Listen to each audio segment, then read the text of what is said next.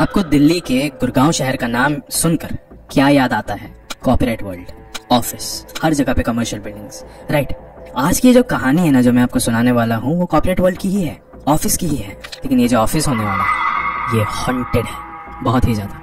यहाँ की जो आत्मा है इन्हीं ऑफिसेज में रहती है। सुबह हो या शाम हो या रात, यहीं पे भटकती है, इन्हीं लोगों के इर्द गिर्द यहीं पे मौजूद होती है। गाइस, ऐसा ही एक हादसा हुआ था कुछ वर्कर्स के साथ जो कि उसी ऑफिस में काम किया करते थे।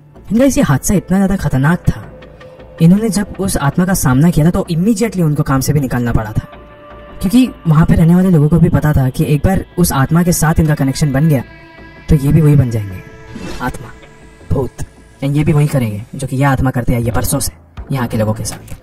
क्या है ये कहानी, कौन थी वो औरत, क्यों है ये वाला ऑफिस हॉन्टेड, वो आपको पता चलेगा आगे के ही इस कहानी में। वीडियो शुरू करने से पहले ऐसे ही और horror, mysterious and historical videos देखने के लिए सब्सक्राइब कर दीजिए इस चैनल को एंड प्लीज कर दीजिए।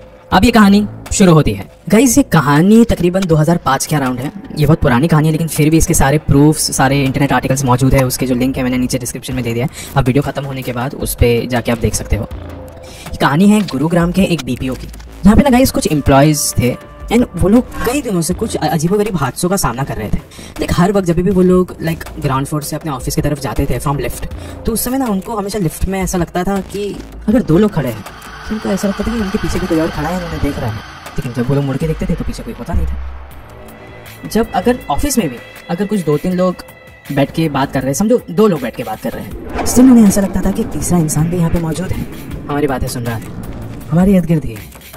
लेकिन जब वो मुड़ के देखे तो वहाँ पे कोई भी नहीं होता था, लेकिन मौजूदगी हमेशा उन्हें महसूस होती थी। सारे एम्प्लॉयज को ये चीज़ें महसूस हो रही थी। ऐसा नहीं था कि कोई 1-2 इंसान को हो रहा है तो हमें इसे सिर्फ एक कोइंसिडेंस समझ के छोड़ देना चाहिए, नहीं, सबको हो रहा था ये सब कुछ महसूस। लेकिन कुछ 3 एम्प्लॉयज थे, रंजीत, नैना और रोज, जो कि ये सब चीज़ों को ना बिल्कुल भी भाव नहीं दे रहे थे, इसको बिल्कुल भी कुछ अच्छा नहीं समझ रहे थे। ऐसा समझ रहे थे कि शायद इट्स जस्ट अ कोइंसिडेंस, ऐसा कुछ भी नहीं हमारे ऑफिस में, इट्स जस्ट फेक, सिर्फ कहानियां हैं।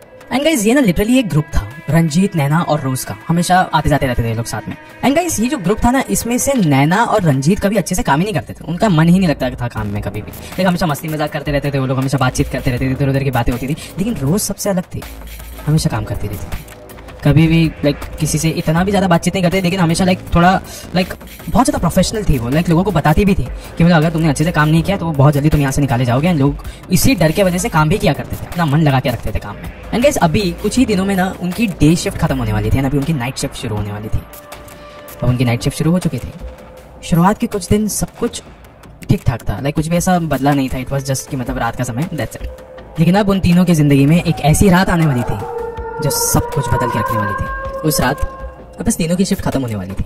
ये लोग बस रंजीत और नैना अपने बैकपैक्स कर रहे थे, रोज भी बस अभी शायद से उसी में लगने वाली थी। बट अचानक से रोज के जो डेस्क का फोन था वो बजने लगा। रोज उसे उठाने जा रही थी, फिर रंजीत ने बोला, अरे ये क्या कर रही है यार, बस हो गया, अभी हमारा वक्त हो गया, हमें अभी निकलना है यहाँ से। फिर रोज ने बोला, अरे आखिरी कॉल है, उठा लेने दे, क्या पता किसी को बहुत ज्यादा इंपॉर्टेंट होगा। फिर उसने कॉल उठाया। गाइस, मैं आपको पहले एक चीज बता देता हूँ कि ये जो कॉल सेंटर्स होते हैं, जो बीपीओज होते हैं, यहाँ पे सिर्फ और सिर्फ 10 मिनट लगता है हाईएस्ट टाइम किसी को समझाने के लिए, अदरवाइज तो 1 मिनट में कॉल रख दिया जाता है। यहाँ पे अभी रोज ने उसके बीपीओ के जो पॉलिसीज थे वो सब कुछ उसने समझाना शुरू किया।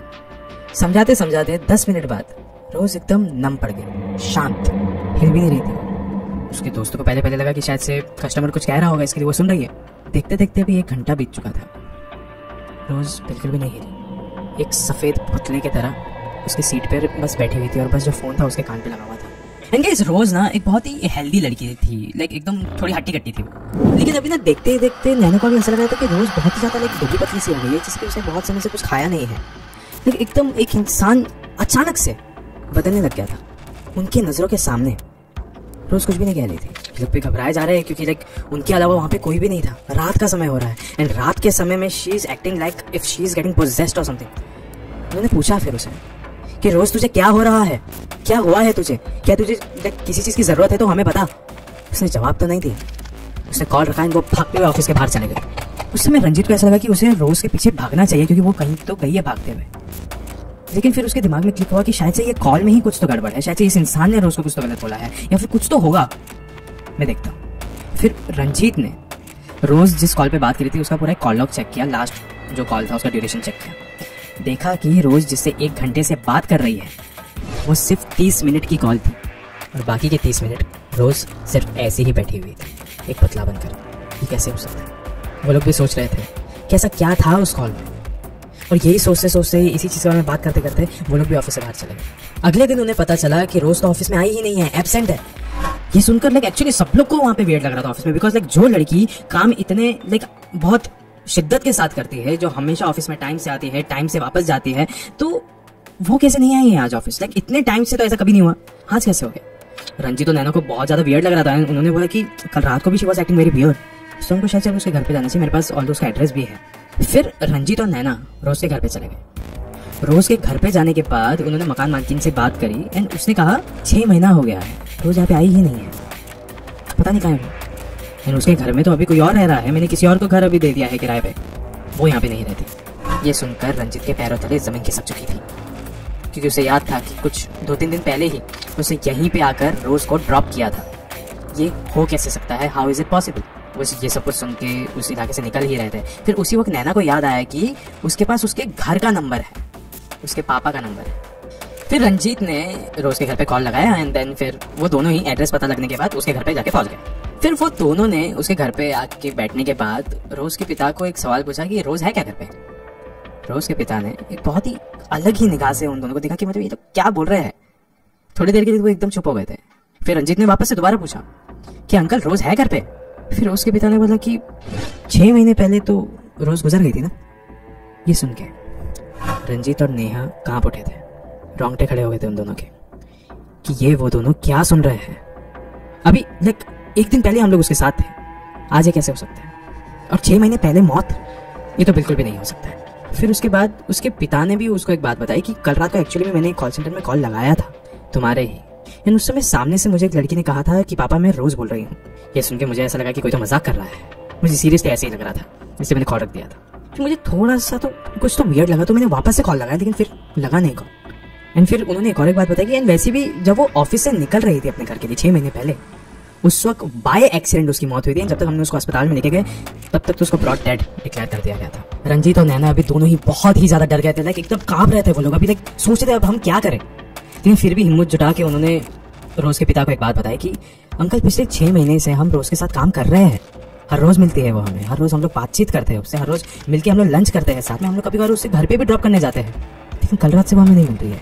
ये सब कुछ सुनने के बाद रोज के पिता को वहीं पे दिल का दौरा पड़ गया, हार्ट अटैक। उनमें इतना ज्यादा खौफ भर गया था कि कल रात को जिस लड़की से मैंने बात करी थी वो मेरी ही बेटी की आत्मा थी, और इसी के बाद उनकी भी मौत हो गई। अभी कल मतलब कुछ 1-2 दिन से रंजीत और नैना ने इतना सब कुछ देख लिया था कि अभी ऐसा हो रहा था कि अब हम और नहीं झेल सकते, हम ऑफिस में जाके सब कुछ बताना पड़ेगा मैनेजर को। वो गए ऑफिस में एंड उन्होंने अपनी ये पूरी कहानी मैनेजर को बताई विद प्रूफ्स।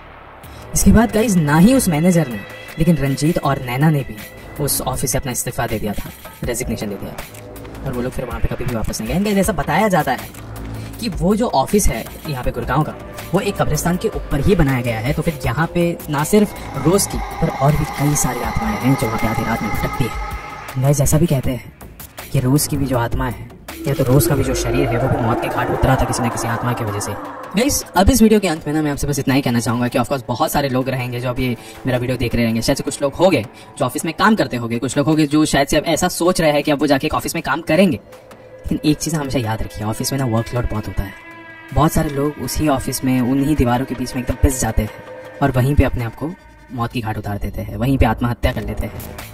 तो ऐसी ऑफिस में ना अक्सर, लेकिन अगर वो एक नई ऑफिस भी हो तो फर्क नहीं पड़ता, पहले भी तो ऑफिस ही रही होगी ना, इट्स अ कमर्शियल थिंग। आत्माएं हमेशा भटकती रहती है ऐसे इलाकों में, हमेशा रहती है। इस क्या पता अगली बार आप अपने ऑफिस में बैठे हो किसी एम्प्लॉय के साथ और आपको बाद में पता चले कि वो इंसान ही ना हो। तो शुक्रिया।